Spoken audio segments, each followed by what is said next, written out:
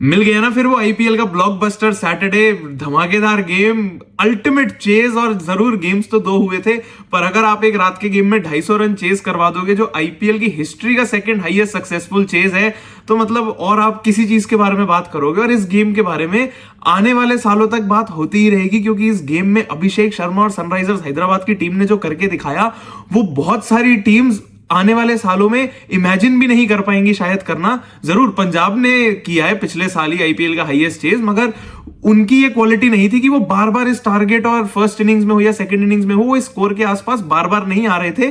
मगर एसआरएच इस स्कोर के साथ ना पिछले साल से ही फ्लर्ट कर रही थी, और हम लोग तो बैठे हुए थे कि 300 रन बनाएगी एसआरएच फर्स्ट इनिंग्स में। पर ऑनेस्टली ये सेकंड इनिंग्स में 250 रन चेज करते हुए दिखाना और भी ज्यादा अच्छा था, क्योंकि एसआरएच के ऊपर पिछले साल से ही सवाल उठे हुए थे कि ये टीम चेज नहीं कर सकती, चेज करते हुए सारे बैटर्स क्रम्बल कर जाते हैं अंडर प्रेशर।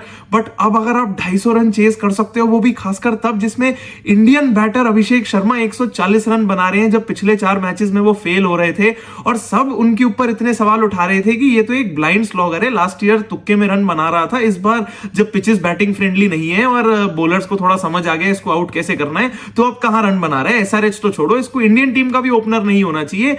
डजंट मैटर वहां पर क्या परफॉर्मेंस दी है और क्या चल रहा है, बट ये 4 मैचेस में फेल तो करियर भी खत्म। मगर अभिषेक शर्मा ने उन सबको ये जवाब दिया है। 140 रन हर कोई आने वाले सालों तक याद रखेगा, क्योंकि ये कोई ऑर्डिनरी इनिंग नहीं थी। आप आईपीएल के एक गेम पे इतनी कंपेटिटिव क्रिकेट में 250 रन चेस करते हुए अगर 140 रन अपने दम पे बना रहे हो, तो एक्चुअली ये once in a lifetime inning आपने खेल कर दिखाई है। और अभी भी ना ऐसे बहुत सारे लोग हैं जो मैं ऑलरेडी ऑनलाइन देख चुका हूं, जिनको इस बात से प्रॉब्लम है कि देखो नो बॉल पे एक बार आउट हो तो गए थे, अभिषेक शर्मा की कैच भी तो छोड़ दी थी। अरे तो तुम अपने किसी इंडियन फेवरेट बैटर को बोलो ना कि वो आए 250 रन चेस करते हुए 140 रन पहले बनाए, 2-3 बैटिंग भी ले ले, मगर सबसे बड़ी बात 250 की स्ट्राइक रेट मेंटेन करके दिखाए, जो इस इनिंग की एक्चुअली क्वालिटी थी। क्योंकि एसआरएच ने 250 रन चेस तो करे, पर ये कोई लास्ट बॉल थ्रिलर थोड़ी था, उन्होंने ये कंफर्टेबली 9 बॉल पहले चेस करके दिखाए। और कप्तान श्रेयस अय्यर ने मैच के बाद ये बात बोली कि जब हमने 250 रन लगाए मैं तो कंफर्टेबल था, मैं और निहाल वधेरा बात कर रहे थे कि 230 रन टारगेट लेकर चलते हैं, कि इतने रन बहुत होंगे।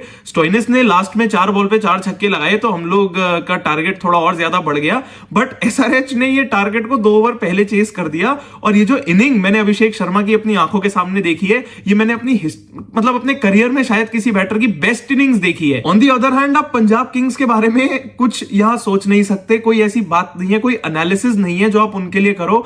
यार आपने भी तो 250 रन बना दिए ना, तो keep your chin up, keep your head high, और इसके बारे में इतना कुछ सोचने की जरूरत नहीं है। और आप एक्चुअली कुछ कर ही नहीं सकते। आपने भी तो पिछले सीजन केकेआर के अगेंस्ट 260 रन चेस कर दिए थे एक गेम में, पर केकेआर तो टूर्नामेंट जीत गई, आप नीचे थे, क्योंकि आपके लिए वो एक ऐसी अपॉर्चुनिटी थी जो आपने आउट ऑफ नोवेयर एक चेस करके दिखा दिया। पर जिस टीम के अगेंस्ट आपने वो चेस किया था, वो टीम टूर्नामेंट जीत गई। तो ऐसा नहीं है कि यहां से आप कहीं पीछे चले गए या कुछ बैकफुट पे चले गए।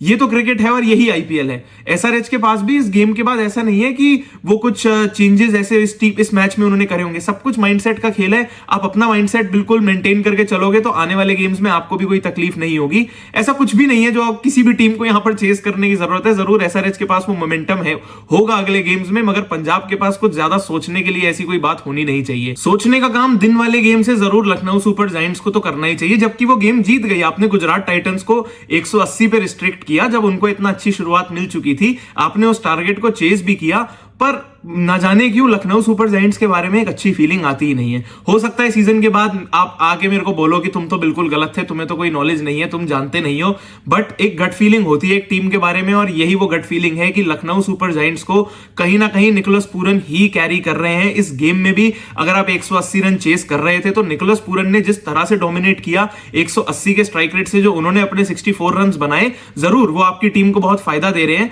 बट एक्चुअली अगर आपने गेम देखा हो, तो जिस पॉइंट पर निकोलस पूरन आउट हुए थे, लखनऊ सुपर जायंट्स को रन बॉल से भी कम रन चेस करने को बचे थे। वो भी कुछ 25-30 रन के आसपास ही थे, या 24 रन थे जितना मेरे को याद है। पर उसके बाद भी वहां से लखनऊ के बैटर्स, जबकि वो डेविड मिलर थे, आयुष बदोनी थे, वो कहीं ना कहीं फंस रहे थे। और गुजरात ने एक्चुअली गेम में बिलीव करना वापस शुरू कर दिया था। प्रॉब्लम ये नहीं थी कि लखनऊ गेम हारने वाली थी या हार सकती थी, या किसी पॉइंट पर उन्होंने पैनिक किया, पर लखनऊ की निकोलस पूरन के अलावा जो बैटिंग लगती है, वो साफ साफ जाहिर करती है कि उनकी निकोलस पूरन के ऊपर एक ओवर रिलायंस है, ओवर डिपेंडेंसी है, और वो होना लाजमी भी है क्योंकि निकोलस पूरन जिस तरीके की क्रिकेट खेलते हैं, आप बाकी सारी टीम के खिलाड़ी हो, अपनी टीम के खिलाड़ी हो, आप सबको ओवरशैडो कर देते हैं, आप हिटिंग ही इस तरीके से करते हैं। ऑलरेडी आईपीएल में ऑरेंज कैप तो है, मगर आप 6 में से 4 गेम्स में तो 50 रन बना चुके हैं, और वो 50 रन कोई छोटे मोटे 50 रन नहीं है, सब 70, 80, 66 बड़े बड़े रन आपने करे हैं। और ये 4 हाफ सेंचुरीज जो करी है, इसमें से 3 तो 200 से ज्यादा के स्ट्राइक रेट पे आपने बनाई है। तो आपने इन सभी मैचेस में जब जब आपने अपनी टीम को अकेले कैरी किया है, तो सामने वाली टीम को वन साइडेड डोमिनेट किया है और एक तरफा पूरा गेम करके हराया है। अब तक तो लखनऊ के लिए सब कुछ ठीक ही चल रहा है क्योंकि Nicholas Pooran majority of the games में आपके लिए रन कर रहे हैं। जिस गेम में उनकी 50 नहीं भी आई तो उसमें एक में 44 थे, और लोएस्ट स्कोर उनका अब तक सिर्फ 12 रन का है, वो भी उन्होंने 6 बॉल में 12 बनाए थे। तो इतना छोटा सा इंपैक्ट भी आपकी टीम को मोमेंटम तो आगे कैरी फॉरवर्ड करने के लिए अलाउ कर ही देता है। बट प्रॉब्लम यह है कि बाकी सारे खिलाड़ी ना खेलते हुए कंफर्टेबल भी नहीं लग रहे। एग्जांपल अगर आयुष बदोनी का भी छोटा सा दे तो आयुष बदोनी इस सीजन वो बड़े सिक्सेस मारने वाले खिलाड़ी नजर आते हुए नहीं दिख रहे हैं। ऋषभ पंत ने इस गेम में ओपन भी कर लिया, बट फिर भी वो एक मिडिल ऑर्डर बैटर की तरह ही खेल रहे थे। वो गेम को उस तरीके से डोमिनेट कर ही नहीं पा रहे थे पावर प्ले में जिस तरीके से एडन मार्करम कर रहे थे। और एडन मार्करम भी शुरू के गेम्स में ऐसा नहीं कर रहे थे, अब वो कंफर्टेबल लग रहे हैं क्योंकि उन्होंने मिचेल मार्श के साथ मिलकर कई गेम्स में रन बनाकर दिखा दिए। लखनऊ के लिए सबसे बड़े पॉजिटिव तो इस गेम में उनके बॉलर्स भी थे, क्योंकि पहले अगर बैटिंग करते हुए गुजरात ने अपने 12 ओवर में 120 रन बना दिए, जहां एक भी विकेट नहीं गिरी हुई, तो गुजरात तो वहां बैठ के आराम से सोच रही होगी कि यहां से 230-40 रन तो हम आराम से बना सकते हैं, जबकि वो खेलने वाली विकेट ऐसी लग भी नहीं रही थी कि यहां पर आप 230-235 रन बनाना अफोर्ड कर सकते हो। मगर लखनऊ ने वो 12 ओवर में 120 कंसीड करने के बाद बचे हुए 8 ओवर में सिर्फ 60 रन कंसीड करे, क्योंकि आपने गुजरात के बैटर्स के अगेंस्ट बहुत अच्छे प्लान्स बनाए।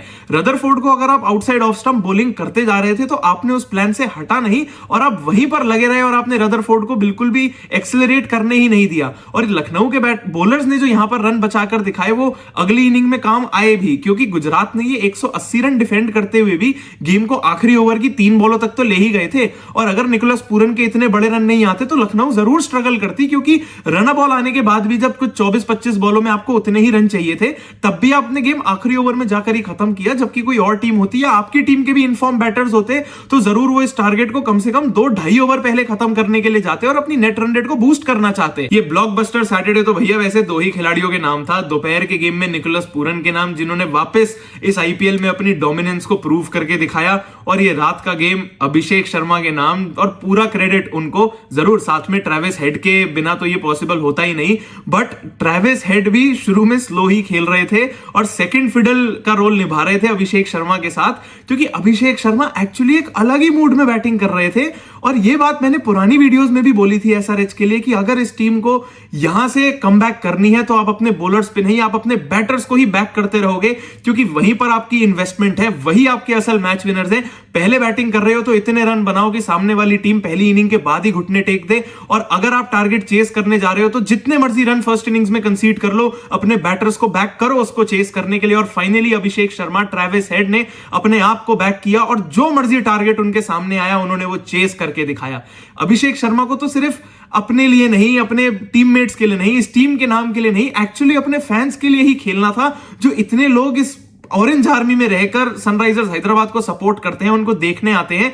और अभिषेक शर्मा ने उस सेंचुरी को डेडिकेट भी उन लोगों को ही किया, और ये उस इनिंग की सबसे हार्ट वार्मिंग बात थी। वीडियो पसंद आई हो तो लाइक जरूर करना, और कमेंट सेक्शन में जरूर बताना कि ये निकोलस पूरन और लखनऊ सुपर जायंट्स की जो उन पे ओवर डिपेंडेंस है, ये आप भी फील करते हो या सिर्फ मेरे को ऐसा लग रहा है। और ये भी लगता है कि आने वाले टाइम में, आने वाले गेम्स में लखनऊ स्ट्रगल भी करेगी अगर निकोलस पूरन के रन नहीं आएंगे, जरूर बताना। और बाकी एसआरएच के यहां से अपना विनिंग मोमेंटम कैरी फॉरवर्ड करेगी या नहीं, आपको क्या लगता है? चैनल अगर अब तक सब्सक्राइब नहीं किया है तो सब्सक्राइब जरूर कर देना, क्योंकि मैं तो ऐसे ही हर गेम के बाद आके आपको कंटेंट देता ही रहूंगा, क्योंकि अभी तो बहुत क्रिकेट और बहुत बातें बाकी हैं।